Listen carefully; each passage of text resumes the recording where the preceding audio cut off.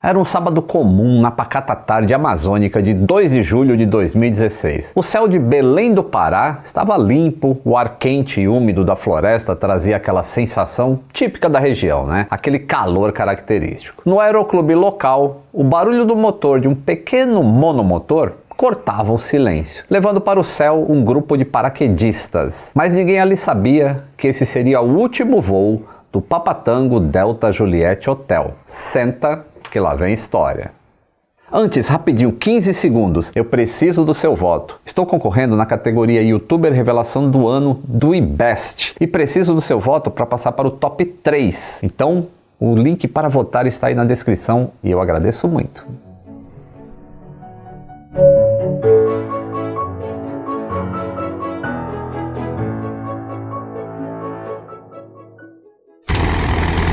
Saudações aeronáuticas, tudo bem com vocês? Tudo bem. O relógio marcava 12h50 em Belém, quando o Cessna 182, prefixo Papatango Delta Juliette Hotel, iniciou os preparativos no aeroporto Brigadeiro Protásio de Oliveira, um aeródromo secundário da capital paraense. A missão era aparentemente rotineira: lançar 4 paraquedistas sobre uma zona segura nas proximidades da Embrapa, que é a empresa brasileira de pesquisa agropecuária.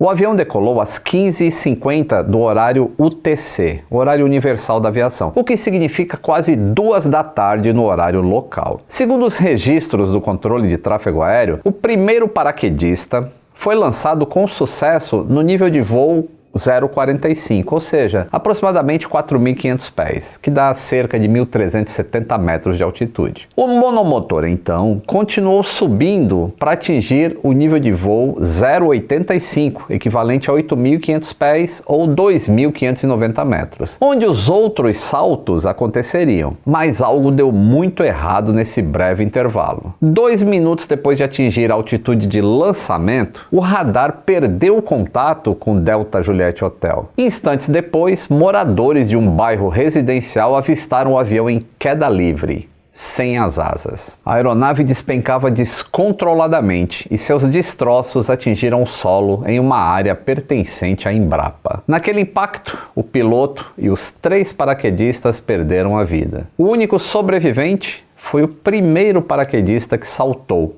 minutos antes da catástrofe. Agora, antes da gente entender o que houve, vamos situar essa história no tempo, tá? O Brasil de 2016, como que era? O país vive uma das piores crises políticas e econômicas da sua história recente. A presidente Dilma Rousseff estava afastada do cargo desde maio, respondendo a um processo de impeachment. E o vice, Michel Temer, já ocupava interinamente a presidência da República. O desemprego crescia, a confiança despencava e a tensão pairava no ar como uma nuvem carregada. Enquanto isso, nas rádios, 2 músicas dominavam as paradas. Work, de Rihanna, que fazia um sucesso mundial.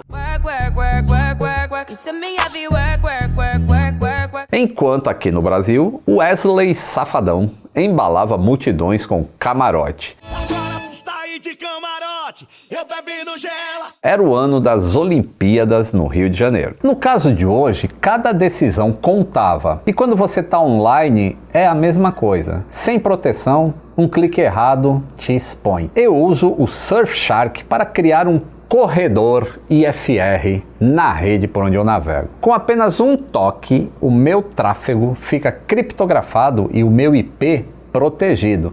Isso é perfeito para Wi-Fi de aeroporto, de hotel, e eu vivo nesses 2 lugares. E tem os usos super práticos, tá? Streaming com catálogos de outros países quando pesquiso algumas referências que eu preciso, comparo preços de passagens e ofertas mudando a localização da minha conexão. E eu também ativei o Surfshark One, que tem antivírus mais um monitor de dados pessoais. Se algum dado pessoal meu vazar aí pela rede, por exemplo, eu recebo um alerta na hora. Dá para ter testar por 30 dias e se você não curtir, o seu dinheiro volta para você. Então acesse surfshark.com/aviões para ganhar 4 meses extras na assinatura. Repito, hein? surfshark.com/aviões. É só clicar aí no link da descrição e seguir as instruções. Proteja sua navegação e volte para o vídeo, porque agora a gente segue o passo a passo da investigação. O piloto do Juliette Hotel era um veterano da aviação. Tinha mais de 7.100 horas de voo. Tinha licença de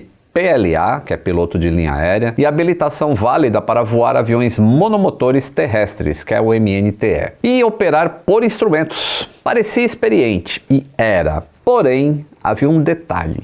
Ele não possuía habilitação para o lançamento de paraquedistas. E mais, o plano de voo foi preenchido com o número CANAC, que é o código da ANAC, de um outro piloto que estava em outro estado naquele momento. Isso é uma infração gravíssima. E essa não foi a primeira vez que esse tipo de atitude foi registrada. Em 2012, o mesmo piloto já havia se envolvido em um outro acidente com essa aeronave mesmo e usou também o número de outro colega. Segundo o relatório do CENIPA, ele tinha um histórico profissional com passagens por 9 empresas de táxi aéreo e era visto como alguém carismático, simpático e às vezes indisciplinado. O avião acidentado era o Cessna 182E Skylane, um avião monomotor de asa alta fabricado pela tradicionalíssima Cessna. E essa versão específica de 1962 era bastante usado para voos de instrução e paraquedismo, justamente pela sua boa razão de subida e resistência. Ele é equipado com um motor Continental O470 de 6 cilindros refrigerado a ar e capaz de gerar 230 HP. A velocidade de cruzeiro gira ali em torno de 230 km por hora, que dá aproximadamente 125 nós. E tem um alcance de 1.100 km. Mas aqui que é que está o ponto crítico. A velocidade máxima de manobra dessa aeronave é 111 nós. E a velocidade máxima estrutural de cruzeiro, 139 nós. Esses números vão ser importantes daqui a pouco. O Cessna 182 é um sucesso de vendas, que ele continua sendo revendido. Mais de 23.000 unidades foram produzidas até hoje. Porém, como todo avião, ele tem limites. E quando esses limites são ultrapassados...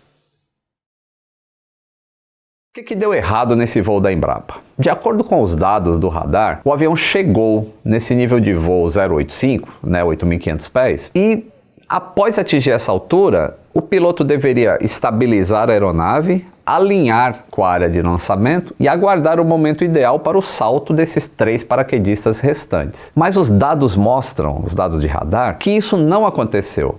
Nos 2 minutos e 40 segundos finais do voo, o radar captou uma série de variações abruptas de velocidade e altitude. Primeiro, o avião desacelerou em curva, depois desceu 100 pés, que dá cerca de 30 metros, e em seguida subiu 200 pés. Mas tudo isso em uma sequência muito rápida. E nesse processo, a velocidade em relação ao solo saltou para 136 nós, que é muito próxima da velocidade máxima estrutural da aeronave, que era de 139 nós. E a aeronave também superou os 111 nós de velocidade máxima de manobra, o que significa que qualquer comando de voo mais abrupto, como puxar o manche para cima bruscamente ou fazer curvas acentuadas, poderia impor forças estruturais que o avião não aguentaria. E foi isso que aconteceu. Segundo o laudo do Instituto de Aeronáutica e Espaço, o IAE, os danos nas asas e na estrutura do avião foram provocados por sobrecarga de material, ou seja, forças excessivas além do que a estrutura da aeronave poderia suportar. Não tinha sinais de corrosão, não tinha sinal de fadiga, nem de nenhuma falha anterior.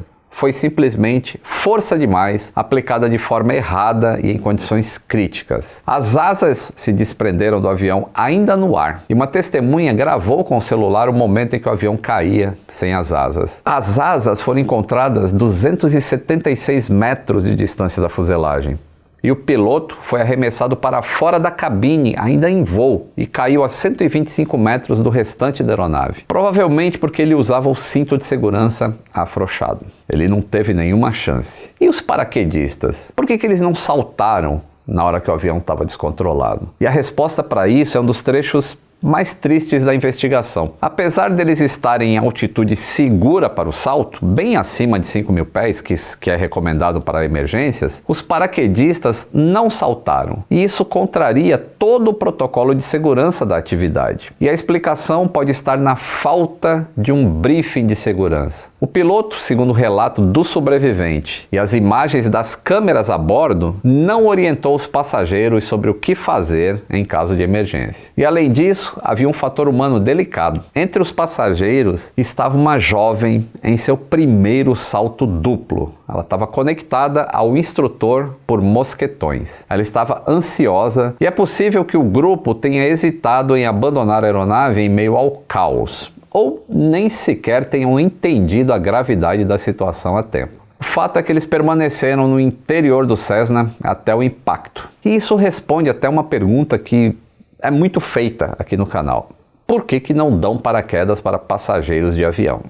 Acho que está respondido, né? A investigação do CENIPA foi minuciosa e o que ela encontrou é um verdadeiro retrato daquilo que a gente chama de corrente de elos. Então vamos entender quais foram os principais fatores que contribuíram para esse acidente. A atitude do piloto contribuiu, porque ele aceitou realizar um voo para o qual ele não era habilitado. Ele mentiu ao coordenador do salto sobre a sua certificação e ainda utilizou o CANAC de outro profissional. Essa atitude complacente abriu a porta para um voo fora das normas. A supervisão gerencial também foi falha. A empresa de táxi aéreo que operava essa aeronave, mesmo sem ter incluído ela na especificação operativa. Era um avião emprestado, arrendado informalmente. E ninguém checou se o piloto estava habilitado para esse tipo de operação. 3. Cultura organizacional deficiente. A investigação apontou uma cultura permissiva, onde os voos eram realizados de maneira informal, sem controle, sem treinamento, sem verificação de documentação. E o piloto nem era contratado formalmente pela empresa, o que favoreceu a negligência com as regras básicas. E 4, uma pouca experiência com esse tipo de voo. Apesar das mais de 7.000 horas, o piloto tinha apenas 22 horas nessa aeronave específica e praticamente nenhuma em lançamento de paraquedistas. E 5, manutenção questionável. O Delta Juliet Hotel já tinha sofrido um acidente anterior em 2012, com danos estruturais nas asas. E o reparo foi feito por uma oficina que alegou ter recebido o avião já reparado, sem documentação técnica. Isso levanta a possibilidade de que os reparos tenham sido realizados por pessoal não habilitado e sem inspeção adequada. Velocidade também e as manobras fora dos limites. Como vimos, o avião foi conduzido em curva com velocidades que ultrapassavam o limite de manobra. E a conjunção de alta velocidade, curva acentuada e uso de comandos levou à extrapolação do fator de carga de 3,8 G, rompendo a estrutura. 7, falta de briefing e coordenação de cabine. Não houve instruções adequadas de segurança. E em uma emergência, você saber o que você vai fazer é essencial. Por isso que todo voo a gente escuta os comissários falando o que vai fazer numa condição de emergência. Neste voo, ninguém sabia e pagaram o preço com a vida. As matérias nos jornais trazem relatos emocionantes de familiares, amigos, como o do pai da jovem que morreu em seu primeiro salto e do paraquedista experiente que estava acompanhando ela. E também revelam que o piloto foi homenageado por colegas, apesar das falhas que vieram à tona posteriormente. O CENIPA fez 3 recomendações principais depois desse acidente. Uma para a ANAC, que era divulgar os ensinamentos deste caso para alertar pilotos e operadores sobre os riscos de operar fora das normas. Para a empresa de táxi aéreo, revisar os seus processos organizacionais e os mecanismos de supervisão gerencial. E para o DSEA, que é o Departamento de Controle de Espaço Aéreo, estudar a possibilidade de implantar sistemas que evitem o uso indevido de códigos ANAC no preenchimento de planos de voo. E essas medidas, elas visam impedir que pilotos não habilitados assumam funções críticas, como aconteceu nesse caso. O acidente com o Delta Juliet Hotel não gerou mudanças regulatórias imediatas, mas reacendeu esse debate sobre a necessidade de controle mais rigoroso na operação de aeronaves em missões específicas, como o lançamento de paraquedistas. A ANAC passou a reforçar ações de fiscalização e o uso indevido de códigos de outro piloto passou a ser monitorado com maior atenção. E empresas e clubes de paraquedismo também redobraram os cuidados com documentação, briefing